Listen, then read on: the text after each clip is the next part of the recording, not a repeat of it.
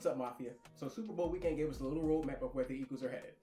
And it matters more than people realize. But before you finish your thought, let's slow it down for a second. Because you got A.J. Brown already sounding like a guy who knows where he's playing next year. You got Nakobe Dean basically waving the flag saying, hey, I'm still here. And at the same time, Sean Mannion is building an entirely different offensive staff around him. And these three things don't line up. At least not yet. And if you connect those dots, it looks like the Eagles are choosing continuity with their core guys while they rebuild the coaching staff around them. Let's start with A.J. Brown. A.J. Brown went on Michael Parsons' podcast and didn't do the whole We'll See thing.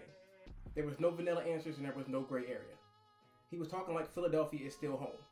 Like he's still locked in with this team. Keep that in mind because it reframes everything that happens from here. When I got to Philly, man, Philly welcomed me with open arms. You know, that's home, man, and I love them. You know, I love the support. I love the accountability. I love everything else that they do. We just come back and just really watch the tape and just, like I said earlier, rediscover ourselves and go to work each and every day. We have great leaders in our locker room, and I'm fortunate to be a part of that. But I'm excited for the season. I'm excited for what's to come. And that matters because the trade speculation with AJ has been floating around for so long. And when a player says something like that during Super Bowl week on a big platform like that, it carries a lot of weight.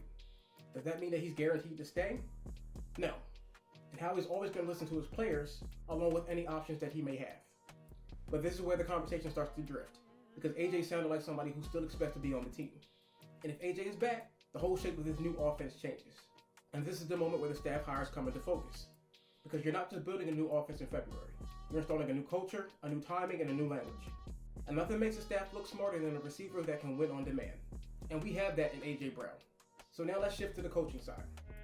We already know that the team hired Sean Mannion as the offensive coordinator and John Grisser as the pass game coordinator. And this is where the pattern begins to show. So right away you're seeing exactly what the Eagles want. While Mannion is steering the full offense, Grisser is focused on the passing game structure. And then you add another piece into the equation. Insert Ryan Mahaffey. Mahaffey has been hired as the run game coordinator and the new tight end coach. So the Eagles are building this like a two-engine plane. A pass game brain, a run game brain, and Mannion in the middle pulling it all together. And that only works if one specific player is still in the building. Now picture A.J. Brown in that. A.J. staying means that Grisser isn't walking to a room and just hoping. He's walking into a room with a clear wide receiver one, who can win in isolation, can bail out and rebound on bad looks, and can set the tone for the receiver room. And that's why A.J. Brown matters with this new staff that's in play. And that's why his comments earlier hit differently now. And now, there's Nakobe Dean.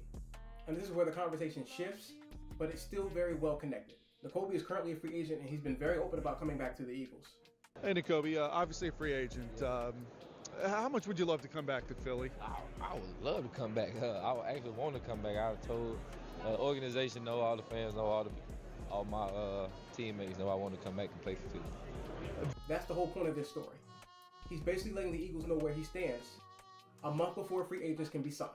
So my take is that it makes sense for both sides. Because when Nakobe was on the field, the defense had a good flow. They were faster, they were more violent, and the defense felt more sure of itself. He plays like he's calling the defense with his body language. So keep that in mind, because the money part comes next.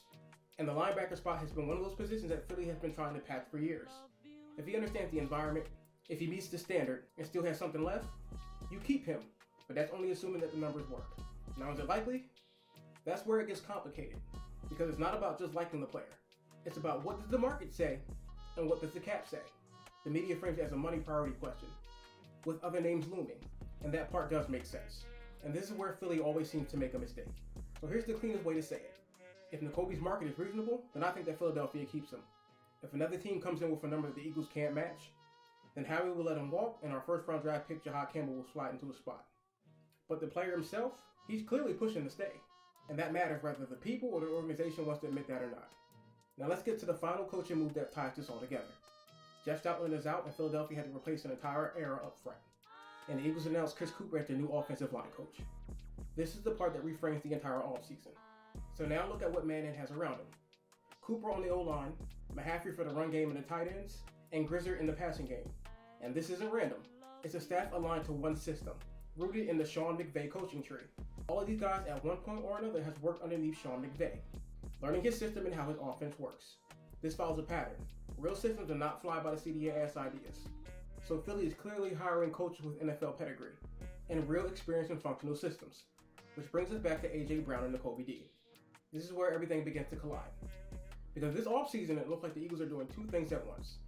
Replacing the nucleus of the staff and holding on to core leaders if the money works. AJ is a core leader on the offense, and Nakobe is a core leader on the defense. And when your staff is new, keeping leaders is even more important. But here's the part that still isn't settled. So I'll throw it to you like this. Do you think that AJ Brown's comments are him shutting down trade offers for real? Or is it just good PR before the season starts? And with Nakobe, if you're Howie Roseman, what is your max number before you let him walk? Drop it in the comment section and let me know. Over everything, I think the Eagles are telling you that they're going to keep their core and build their structure around it.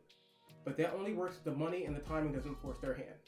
I think the people that want to be here will be here, but I understand if opportunity comes, then you have to take it. And we'll see those moves in the next coming weeks. So remember to like, share, and subscribe. I've been Brother Shy, and this has been the Midnight Green Mafia.